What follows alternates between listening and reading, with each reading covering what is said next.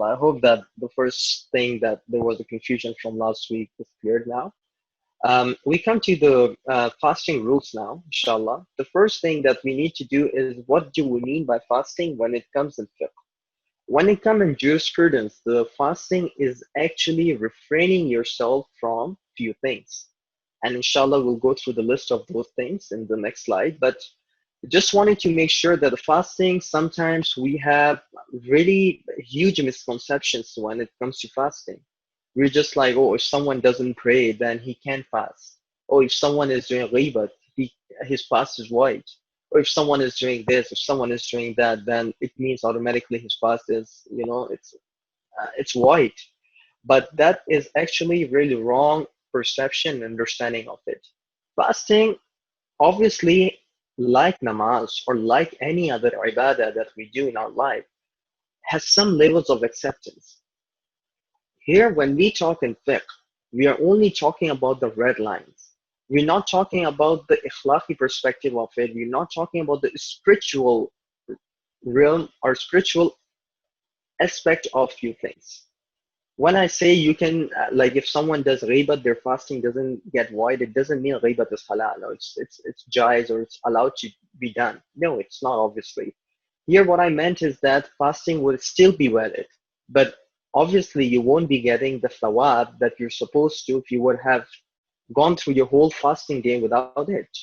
Likewise, if someone, watches songs, or someone is doing something other haram, although it is a haram thing to do, although it would impact the spiritual aspect of your fasting, but the fiqh aspect of the fasting would still be valid.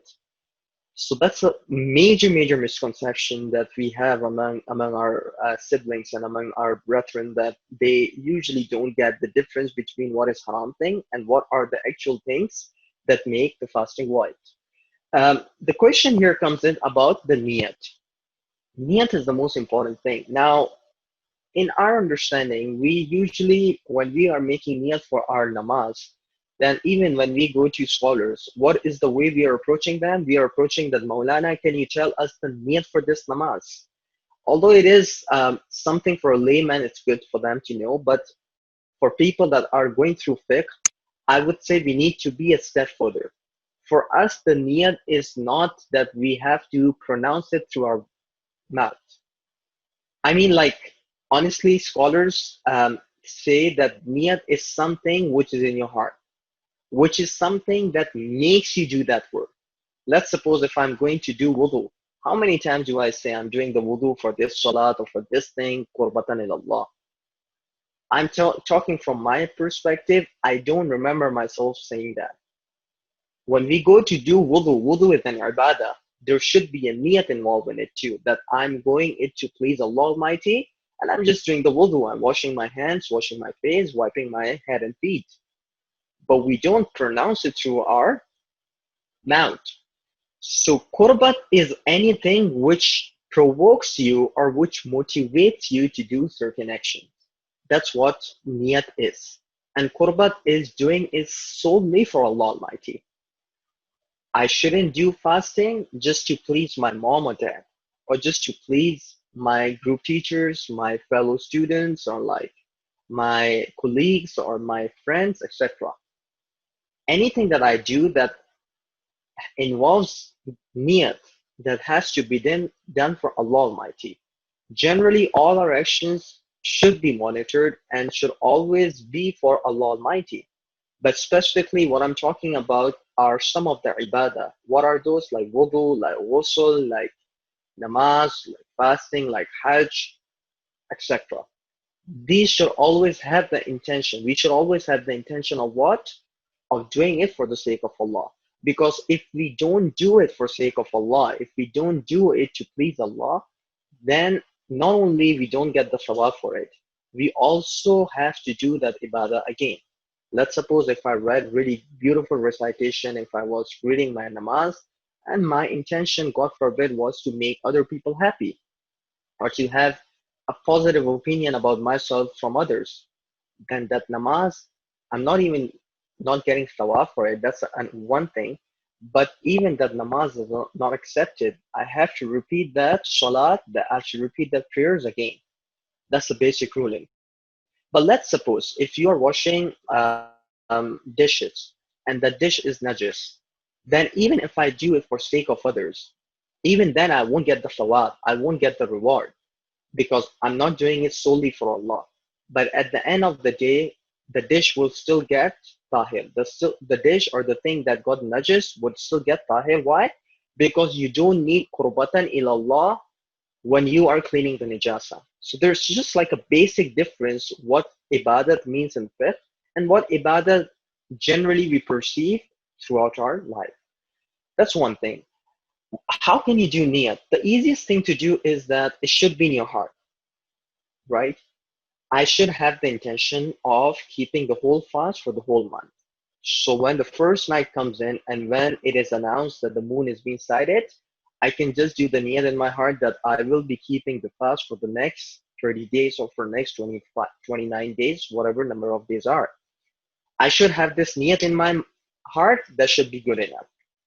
But let's suppose if a person doesn't have the niyat. Niyat means he's thinking, oh my God, should I keep it? Shouldn't I keep it? I don't feel keeping it because tomorrow I have an assignment to do, and I think so I won't be able to fast because it's difficult to concentrate on my assignment. Now here you don't have niyat in your heart, right? First group of people are those that have niyat in their heart for the next 30 days, right? That's good enough.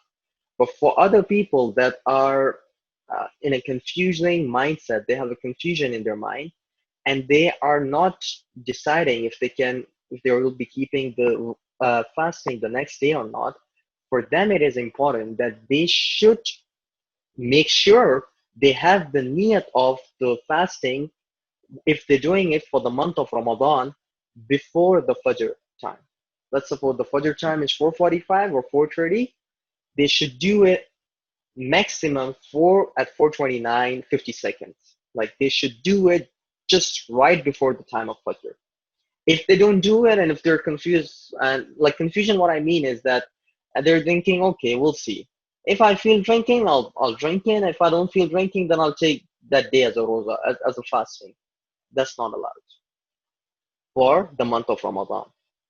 The month of Ramadan, it is really important for us to have a definite intention, like a precise intention that we will be fasting for the whole day, and that's it.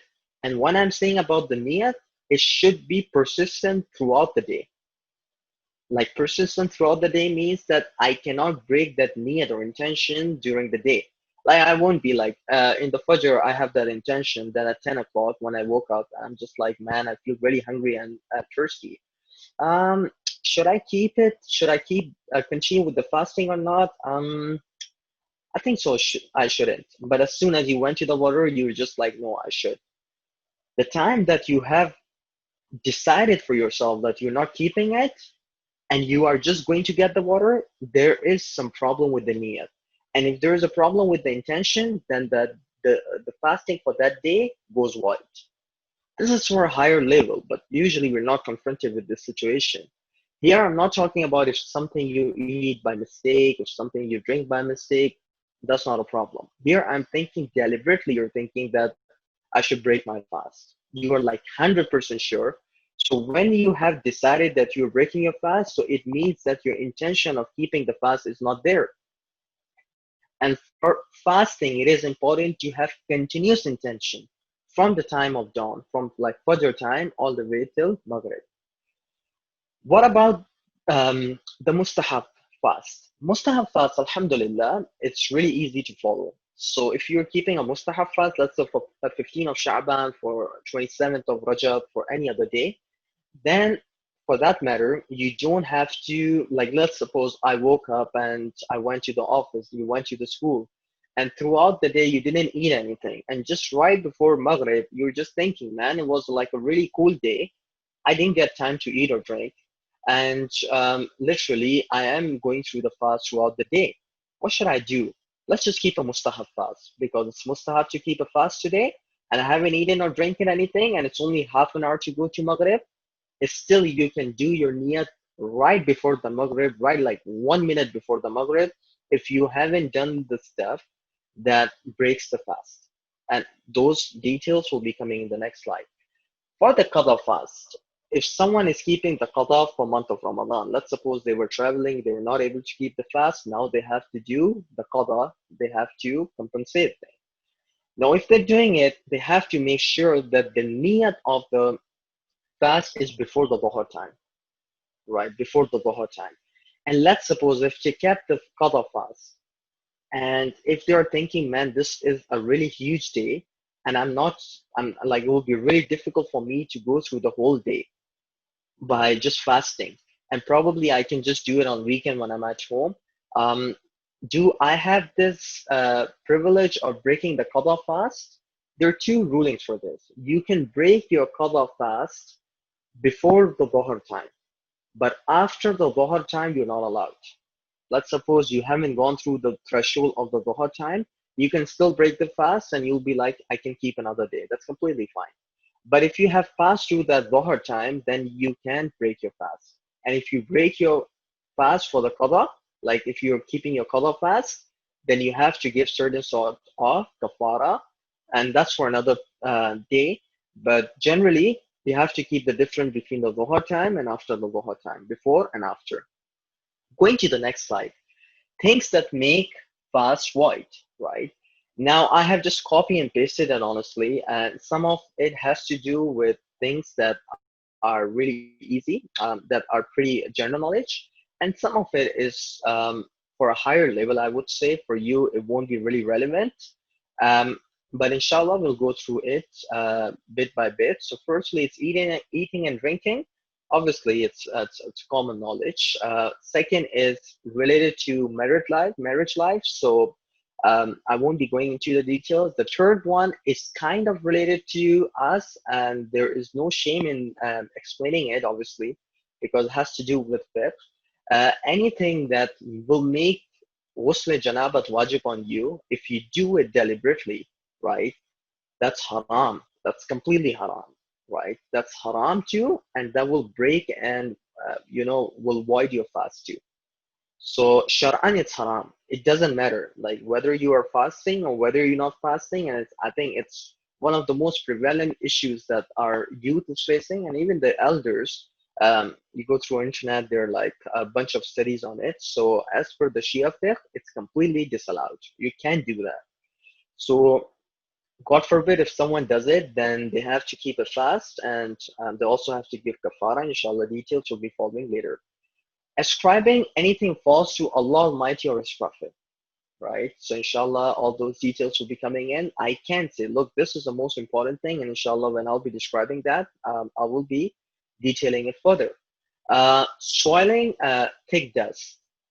Anything which is in a powder form, right? It might be a dust, or it might be a flower, right? It might be something else that when it goes up, it can go into your mouth and all the way till till this portion, right? Till when you swallow it, you can feel something there, like something thickish there, that will make your fast null and void. Let's suppose, usually we're not confronted with this situation, but let's suppose you are in a desert area, right? It's really uh, area which has a lot of dust and a lot of sand around it, and the wind is blowing, and you are outside. And what it does is that when wind is blowing, it goes into your mouth and comes all the way here, right? Where you swallow the food, right? It comes all the way to the threshold area. Then that will make your fast null and void. But generally, look, what happens is that in Tawdif al-Masal, there are a lot of details. And just because we don't have a lot of time and we have to go through a lot of rulings, so we will be going through the rules that are relevant to our daily life. Remember the thing that I told you when we started the conversation, we said that it is important for us to know the rulings that has to do with our daily lives. So we will be only focusing on those, and things that are not related to it specifically, we won't be talking about that for now.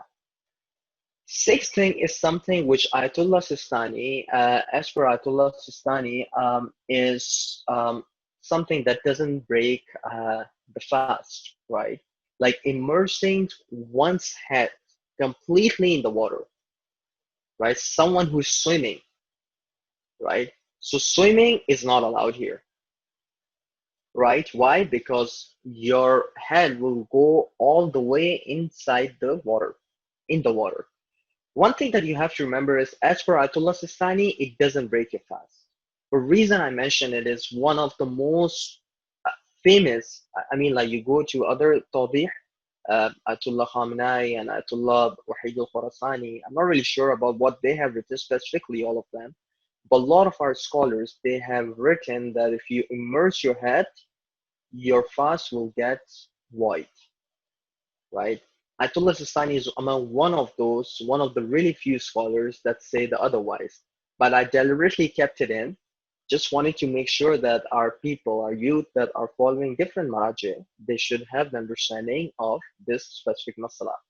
Seventh is something that has to do with our young age, remaining in the state of nijasa. When I say nijasa, it doesn't mean the physical nijasa, it means the spiritual nijasa. Let's suppose if someone has gone through janabat, like ghusl is wajib on them. If they don't do it before the fajr time and the fajr time comes in, then their fast will be null and void for the day, right?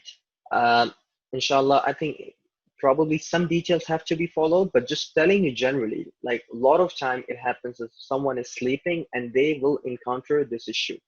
So when they are sleeping and when they encounter this issue, then they have to wake up and they have to do the ghusl, even if it's the most difficult thing to do, but you have to safeguard your fasting. Like you have to safeguard your Saum, the roza. It is important for us before the Fajr time. The Fajr time is 4:45, it's 4:30. 4:25 I wake up, I have to rush. Either I do the ghusl, if I don't have the time for ghusl, I have to do tayammum. Make sure if you don't have the time for ghusl, you can't do wudu. You have to do tayammum. Tayammum is an alternative thing that you can do if you don't have the time to do ghusl. But make sure you do it. You can't be just like you wake up and it's like 3:30 and you'll be just like, it's fine, I can, like, I'll sleep, and you don't pay attention and you wake up all the way after the fajr, then that day it's, you have to do the qada and all the other rulings will be coming with it. Number eight thing is using the liquid, something which is not related to us. Honestly, I haven't come across anyone that has gone through it, but for our general knowledge, we should know that. And perhaps if someone is sick or if someone is having some issues related to their digestion, then sometimes they're being recommended to use certain sort of things in order to make their digestion better. So we won't be going into it, obviously. Number nine is vomiting. Vomiting is something sometimes you would have unintentionally, you would vomit. That's not a problem. Let's suppose you ate a lot and next day, you vomited a little bit, but you didn't want to. That's completely fine. Here, vomiting means I deliberately want to vomit. Like what I do is I'll take my two fingers and I take all the way and I want things to come out from my mouth. I wanted to do it deliberately. Deliberate vomiting will make your fast null and void. One issue that we need to keep in our mind, all these nine things, even if someone does it, it doesn't mean that they can do the rest of things throughout the day. God forbid, if I vomited deliberately, it doesn't mean if my fast is null and void, I can still eat and drink. No.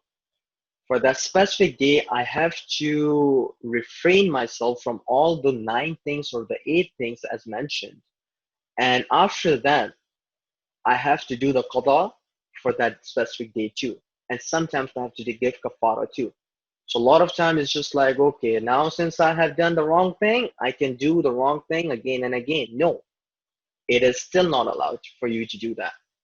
Completely not allowed. It is really important for us to remember this rule, because doing one thing haram doesn't mean that you can do it even if you have eaten or drink something, if you ate or drink something. Even then, you cannot eat again throughout the day till Maghrib time comes in. And then you have to do the qada and kafara too. Coming to the eating and drinking part, some of the things we have already explained, and it's not really useful to explain it again and again. But if someone forgetfully eat or drink something, then it is fine. That's not a problem. One of the really prevalent issue that comes in is if something is stick between our teeth. Like sometimes you're eating the meat and the meat portion of it sticks between your teeth.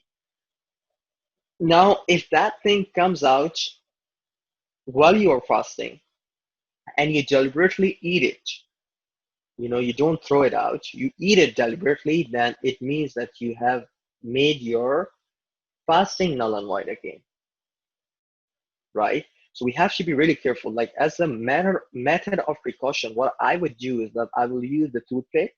I'll make sure there is nothing in it, like there is nothing that would be going inside my stomach. And then I would brush my teeth during the Sahri time, making sure that my teeth are clean, and nothing of this kind would come across. And usually it happens for the people that are not brushing their teeth properly and they're not taking care of their teeth properly. Because it's really disgusting to even think that someone would just sleep with having something between their teeth. But generally, just for the sake of masala, if someone happens to have this issue, they should immediately throw the stuff out, immediately, whatever is between their teeth. The third thing is pretty obvious. So taking your saliva in is completely fine. I know a person that used to throw saliva every time because he would think that even taking that is an issue. But obviously, that is a really huge misconception that shaitan can put within someone. And when I say saliva, it also means, like, let's suppose you come across a food which is really delicious, or you just thinking about it. As soon as you thought about it, your mouth got watery. The watery thing comes in, and you're just like, oh my God, if I can have it now. Even then, you can take that thing in, even if the mouth gets little watery, but that is within the own saliva, within the saliva itself.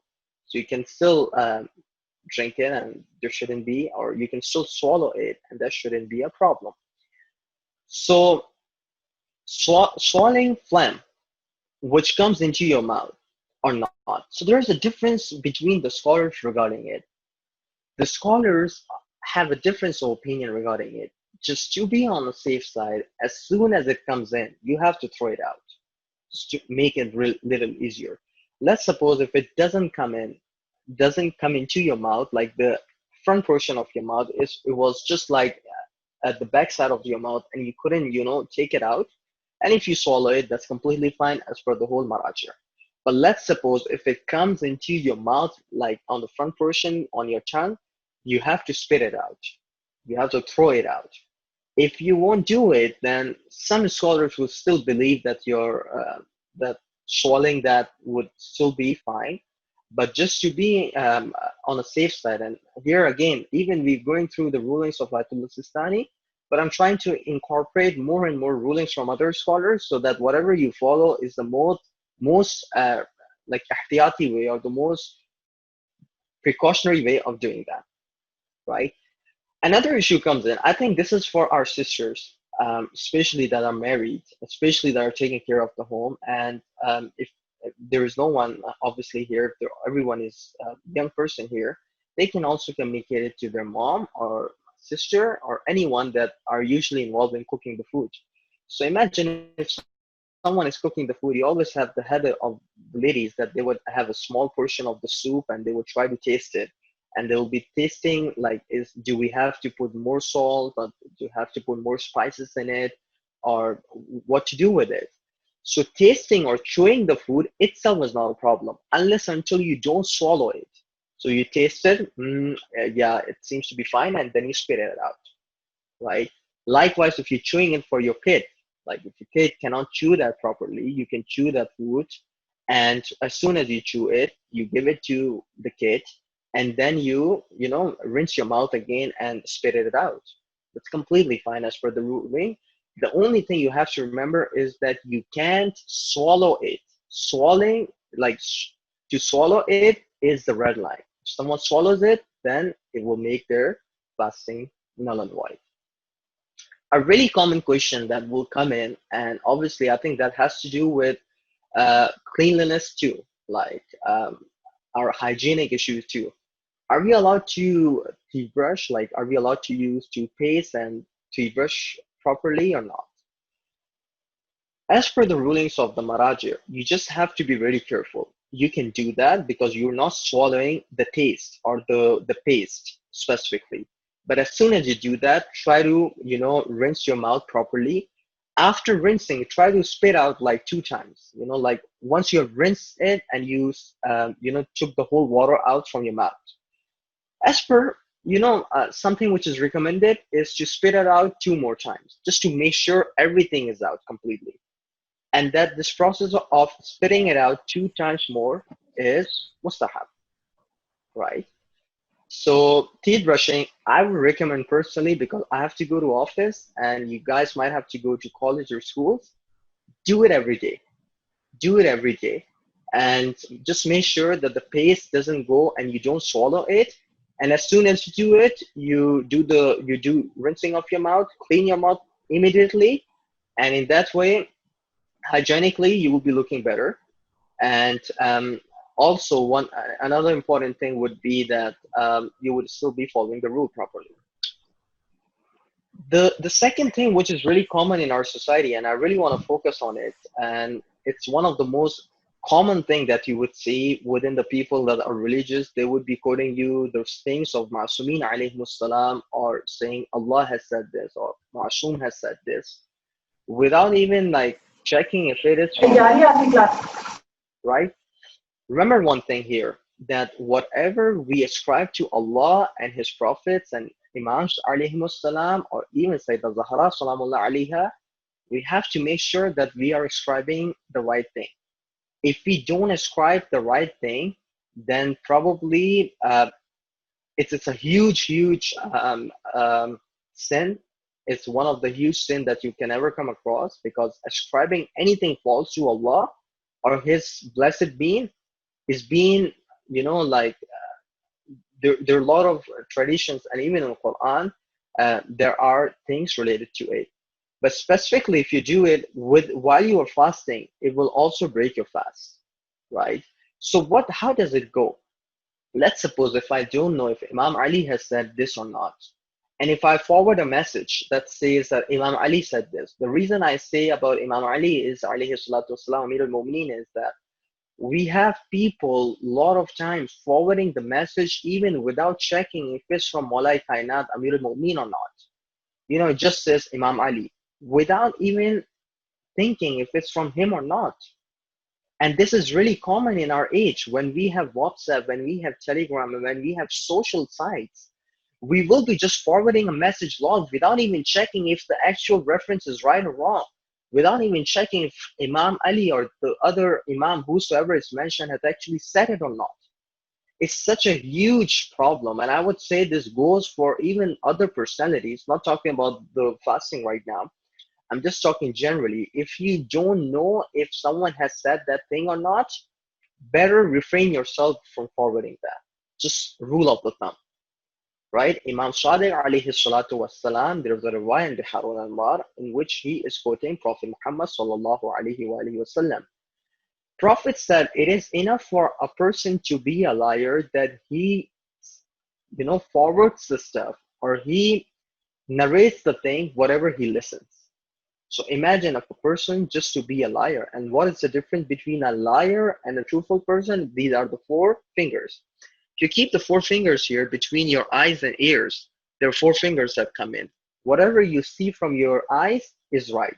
And whatever you hear from the people, which is not authentic, is false.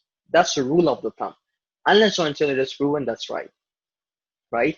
So as someone that we need to get spiritually close to Allah Almighty, we should stop forwarding the messages unless we're 100% sure that the message is coming from an authentic source.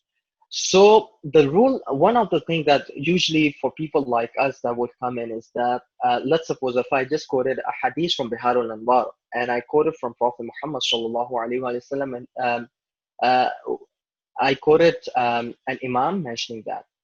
So here, if I am quoting reference from Bihar, for me to give the reference of Bihar is good enough, right? If Imam has said something, and if I'm not really sure about the authenticity or not, I can merely quote the book too, right? I can merely quote the book. It is in this and this book. Um, Even though I don't know the authenticity, then that's fine. So I giving the reference takes the burden away from me. Like this is present in this books, and that takes the burden away from me.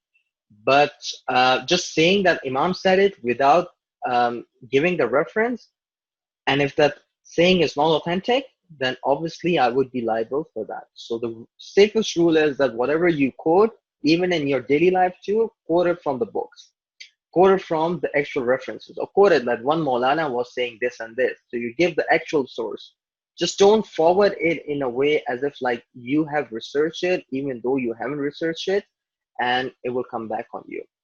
The third ruling is obviously like if someone is ascribing false things to others, then still a sin. Let's suppose you quote me and you quoted me wrongly, then your fasting will still be valid. But again, it's a sin. Ascribing any lie to anyone is a sin, right? But here, when we are talking about to the holy personalities, that only involves Allah, Prophet, Imams, and Sayyidah Zahra, salamullah alayha, right? Regarding, like, look, again, there are some differences among the scholars regarding it, but I'm just telling you a really, really something which is a more ihtiyati base, something which has more precaution in it, so that we don't lose the sight of the actual masala. Coming to the last issue, traveling while we are in Ramadan. This is a common issue that people are confronted with too. And I would tell you something I think which is important for us to remember too, which is that can we travel? Firstly, I'll be explaining the second thing. Can we travel even though we know that our fast will not be valid for the day? Yeah, you can do that, and you can even do that in order to avoid the fast for that specific day. Shar'an it's allowed. Let's suppose if I have an exam and I know it's really difficult for me throughout the day to go through it, what I can do is that I can take my car and I can go all the way to, let's suppose, Niagara and come back from Niagara. And in that way, let's suppose I'm living in Toronto, right? I'm living in Toronto.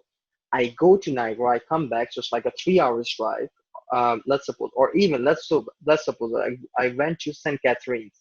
I came back from St. Catharines, and that will make the fast for the day completely allowed for me. I wouldn't keep the fast for the day. So let's suppose I went to St. Catherine, I break my fast, I came back, and then I will give the exam. Even if I do it deliberately, then it is allowed. It is completely fine for someone to do it, right?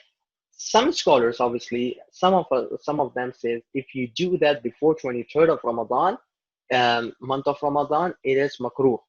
So maximum they would say is makruh. They would still not say it haram, right? But you have to make sure that you go before Dhuhr time. So that's another ruling. So you have to do it before the Dhuhr time. If you do it before the Dhuhr time, so you travel, and let's suppose you went to the city and you break your fast and then you come back, that's fine. But if you do it after the Dhuhr time, then you can't do it. After the Dhuhr time, you have to complete the fast.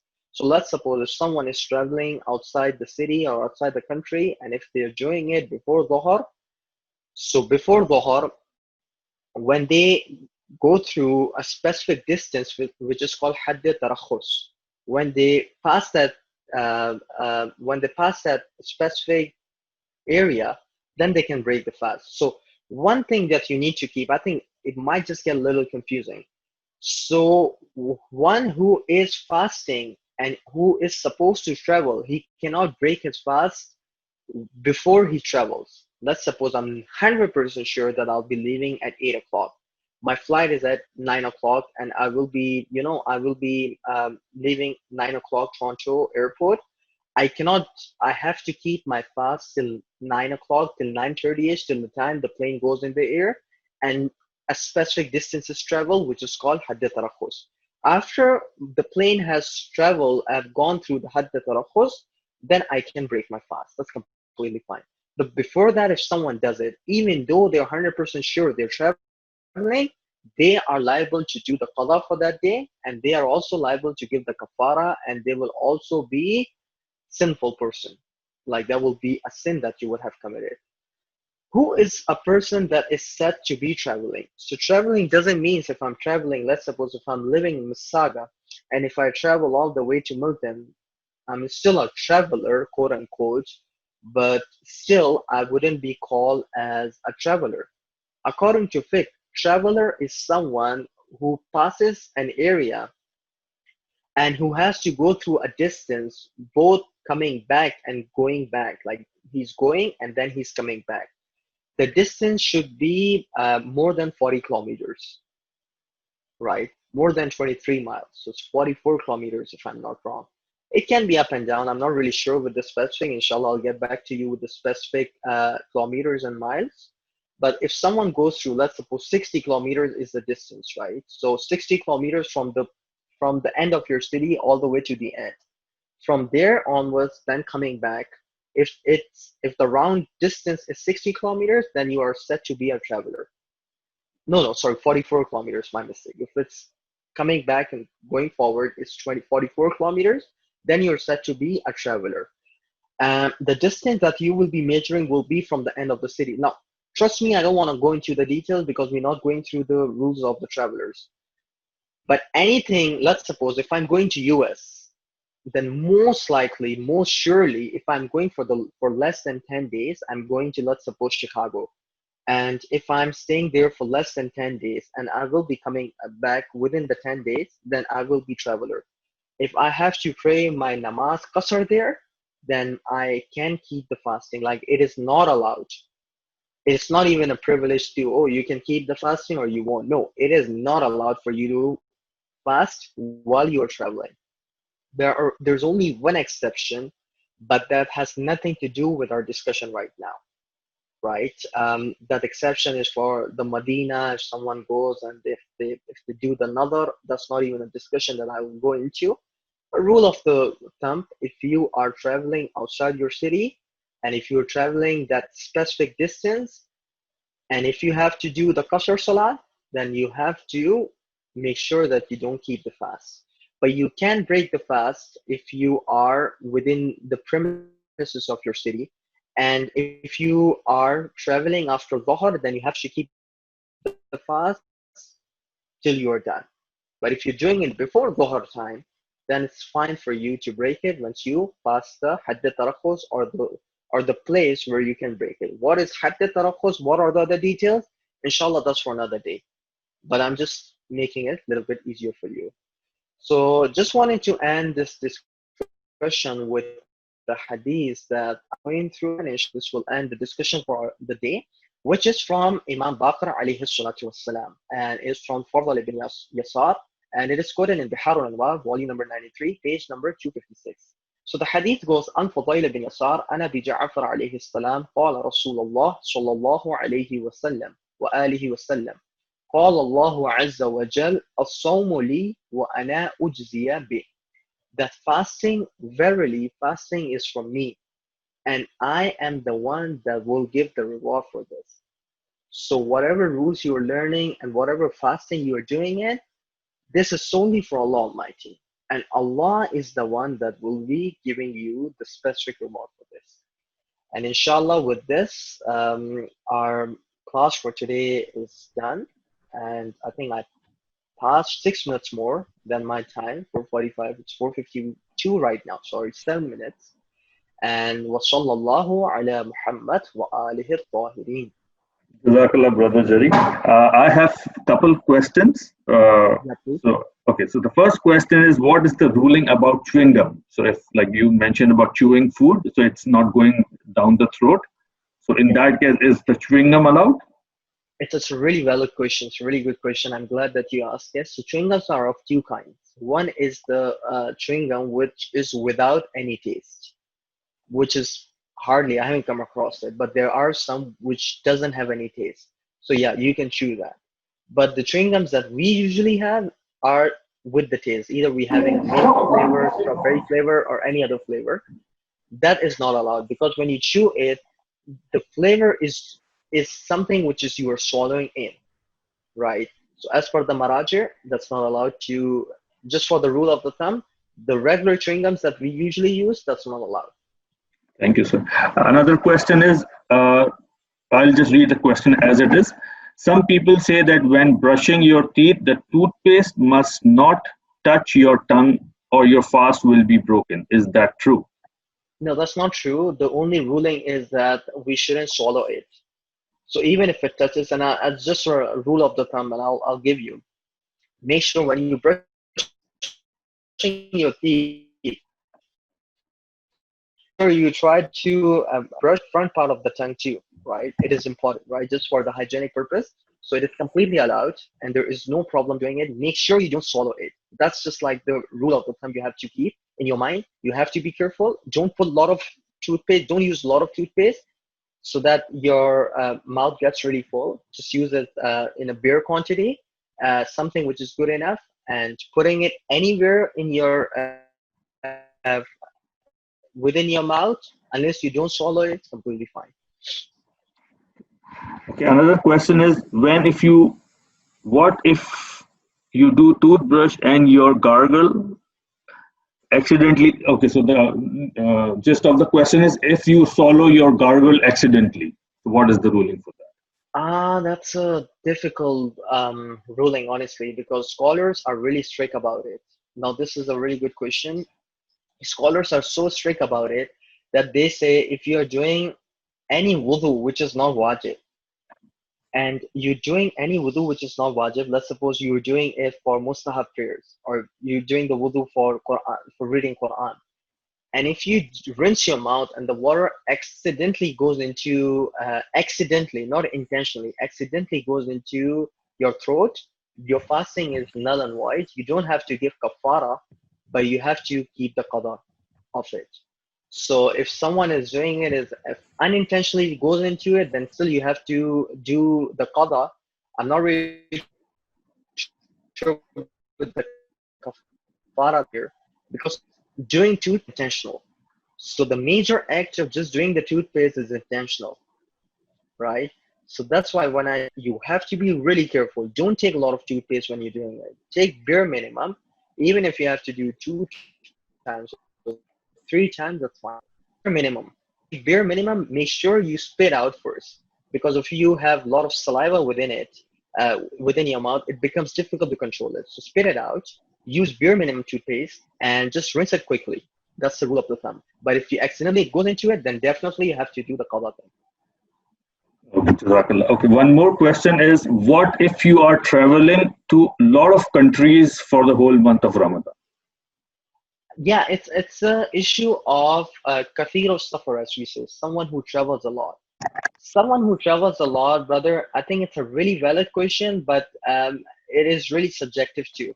Like we have to look like how many days he traveling throughout the year, how many times he has to, and if he comes under the like under someone who is kathir or suffer, like someone who is, let's suppose, is always on cruise, like he's always cruising, right? Because his job is something that he has to be in the ship every time, then that person would be called kathir safar. For that person, he has to keep the fast, right? For someone like us, it's difficult. I think it will be like that. Masla needs to be further. Inshallah, if some brother can contact me personally, inshallah, or sisters. Jazakallah, Jazakallah. So I guess I don't have any more questions. So what I will be doing is I will be sending the quiz link on Telegram, and then inshallah we will reconvene around between 5:15 to 5:20 as soon as everyone has submitted their quiz answers. So inshallah then we will do the like 10 minutes quiz explanation. So I will put everyone on mute for now, and inshallah we'll be back at 5:20. Jazakallah. Bismillahirrahmanirrahim. We still haven't received a complete quiz for one participant, so I will just take the marks what they have done till this point, and now we can start the explanation.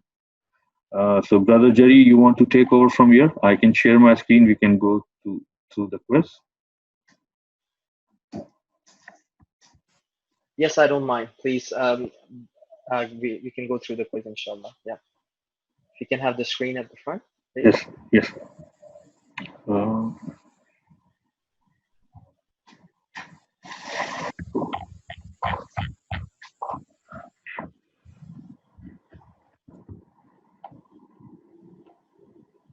Sorry.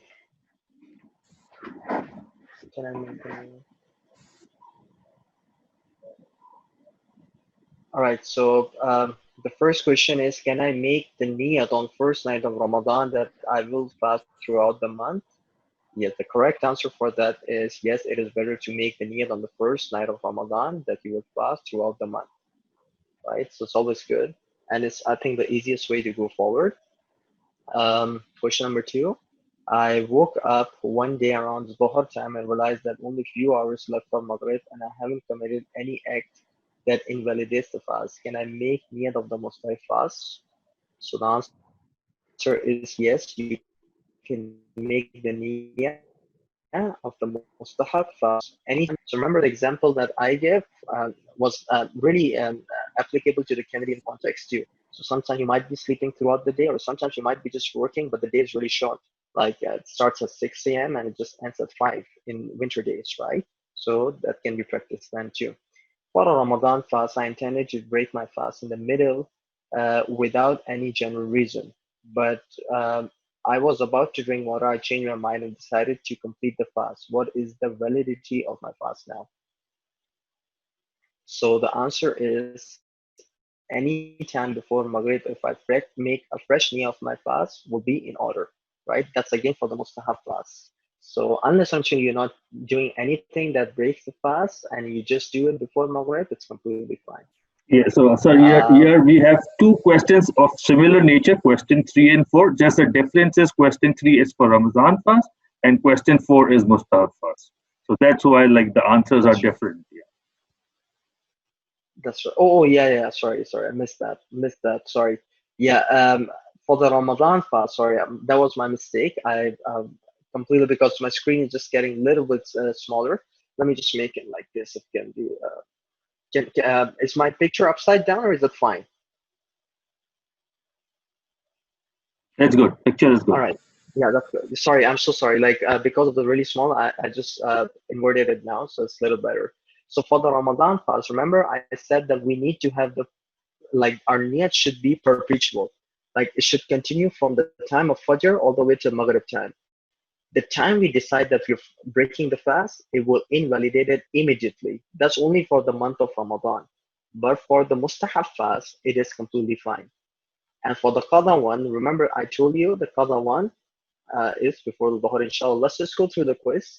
What's the question number 4 is for the mustahab fast. Mustahab fast, even if I break my niyat and I can renew it if I haven't done anything that breaks the fast, even before Maghrib time. Question number 5. I ate khaki shifa forgetfully. I was fasting. What is the validity of my fast? Your fast is valid. Completely understandable. Anything you do it unintentionally or something that you forgot while you are in your fast, it's completely fine. During a fast in Ramadan, Asad swallowed in his teeth. However, his fast is set. How? A lot of time what happens is that there are things stuck between our teeth and it just comes out and you swallow it without even thinking. Let's imagine you're sleeping. So in that way, your fast will be valid. But make sure that you remember this word unintentionally. If it's intentional, then it's problematic. Which of the following, if swallowed intentionally while fasting, doesn't invalidate the fast? So there were like 3 of them. The fourth one was saliva, which is right. Number A, I was chewing food to feed a child before I was fasting, assuming it will go not going to the throat. However, somehow it happens to reach the throat. What is my obligation now? My fast is valid. There is no obligation. Inshallah, one thing that I want to explain, I think, from the last question was that as for Ayatullah Sistani has an easier understanding of it. One of the brother question me too. Let's suppose if someone is gargling or someone is rinsing their mouth. I remember the masala I told you that if someone was doing it and if the paste goes in intentional or unintentionally, then it breaks your fast and you have to do it. This is the fatwa of Ayatullah Hui, also Ayatollah Jawad Tabrizi, Ayatollah Fadil Lankarani, and Ayatollah Nasir Makaram Shirazi, some of the masail that I was going through. I think even Ayatollah Khomeini, if not wrong, Ayatollah Khomeini has something on this line too. So only for the wajib thing, wajib salah that you're doing it, if you're rinsing your mouth, if something goes into it, it's fine. Or if you do it without thinking that you're fasting, then that's completely fine. But for them, there is an issue if you do it either doing your brushing your teeth or either doing the mustahab um, wudu, etc. For Ayatullah Sistani, if you are 100% sure that the water won't go inside or the paste won't go inside, and if it does go inside unintentionally, or if you're gargling, and if you are like 100% sure that the water won't go inside, then if it goes unintentionally, then your fast is completely fine. This is, I'm talking from Masail al-Muntakhiba, Kitab al-Sawm, Fil Muftarat. And the masala is in Arabic. Masala number 497 and 498. Inshallah, if you want, I'll pass you the masala in Arabic. But if you but let's suppose there's an explanation. Sorry, brother, I need to take some time because this thing someone asked me. So if someone does it 100% sure that the paste won't get in, blow his throat, and if it does go into it and he swallows it unintentionally, then that's fine. But Ayatollah Sistani says if you are brushing your teeth, if you were like in case like doing the mustahab fast, and if it happens, then it's still as per ihtiyat al-awla, like as per the mustahab ihtiyat, you should repeat it, you should do the qada of your fast. But let's suppose if you are really thirsty, only one exception Ayatollah Sistani makes. If you were really thirsty and if you took some water into your mouth just to make your mouth wet, and if unintentionally water goes inside your throat, if you swallow it unintentionally, if it goes into it, then you have to do the qada. Only if you were really thirsty and you put the water inside to make your inside wet, mouth wet. So just wanted to clarify that. So the masala I told you was based on precaution, but this masala, the one that I'm telling you right now, is based on um, Ayatullah Sistani only. Which of the following will invalidate your fast? Check all that applies. So everything applies here, quoting wrong hadith, Facebook, to non-Muslim, etc. Um, the top three would apply. Posting something on Facebook, a word of Allah with the belief that is true, but realize later that it is false and remove it from Facebook. This is important. You were under this impression that the hadith you're quoting, it is from Imam Sadiq alayhi salatu wassalam. You were like 100% sure you had the yaqeen. You did it, but you realized it later, no, that wasn't from him. So you removed that specific hadith, but at the end of the day, your fast will be completely fine, right? But the other three conditions that were mentioned, you can go through it, will make it wrong. Is it permissible to swallow phlegm or mucus that reaches one's mouth? As per obligatory precaution, one shouldn't swallow it. Ihtiyat wajib, as per Sayyid Sistani, you shouldn't do it. We went through it. Khalid and Ali started journey from Toronto to Montreal right after Fajr. None of them are professional professional travelers, while Khalid's obligation is to complete the fast and Ali's obligation is to break the fast when it reaches the limit of tarakhus. Okay, the tarakhus thing, one small answer to this is tarakhus is the place when you reaches to the point you can see the city through your naked eyes. Let's suppose the weather is clear, you can see the city, the buildings, and like the houses. In old days, that used to be like you travel so much that for you it's difficult when you reflect back. It will be difficult for you to see the city, the houses, the people, etc. That specific point is called tarakhus.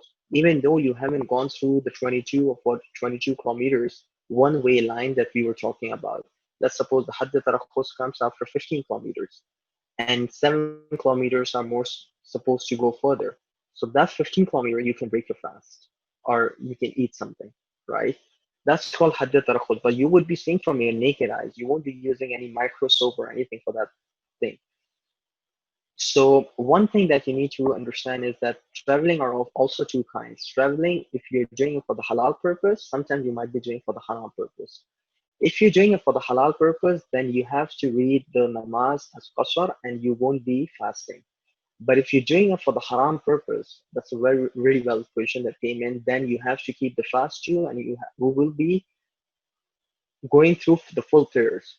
You won't be doing the qasr. Like you have to read four, dhuhr, asr, and isha. You can read two, right? Like suppose someone is going for, God forbid, like something which is not allowed completely, right? Something for attending like attending something like a which involves haram activities.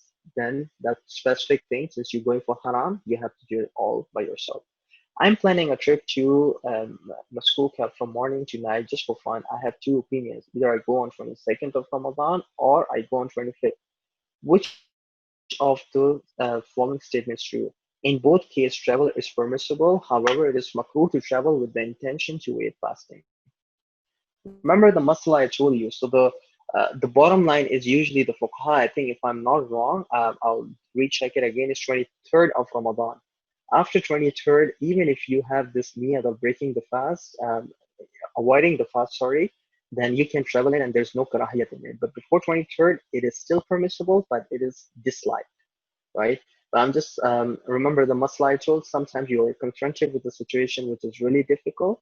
Then at that time, I think the easier way to do is to do the makruh thing instead of doing the haram thing. What is the next question?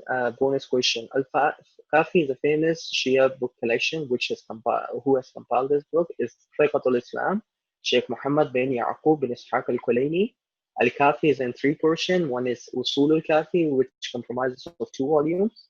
Then there's a Fro al-Kafi, in which you have the Masail of Tahara, Namaz, etc., which is 5 volumes. And then you have one volume of history, which is called Rawdatul Kafi. So in total, there are 8 volumes in it. Where is Hazrat Khadija Salamullah Alaiha buried? So she's buried in Jannatul Mu'alla cemetery in Makkah. So it's a famous cemetery. Many Muslims that died in Islamic pre-Medina age, they were buried there. Is there any other question left? No, sir. So we have 14 questions. All right. So I hope that it answers the question. So in case if any brother has more questions or anything, then just ask me. Inshallah. All right. So with this, our time is up as well. So inshallah, we'll meet tomorrow 4 p.m. I'll send the Zoom link. It's the same Zoom link, but I will telegram you again. So inshallah, we'll see you tomorrow 4 p.m. Thank you and Khuda Hafiz.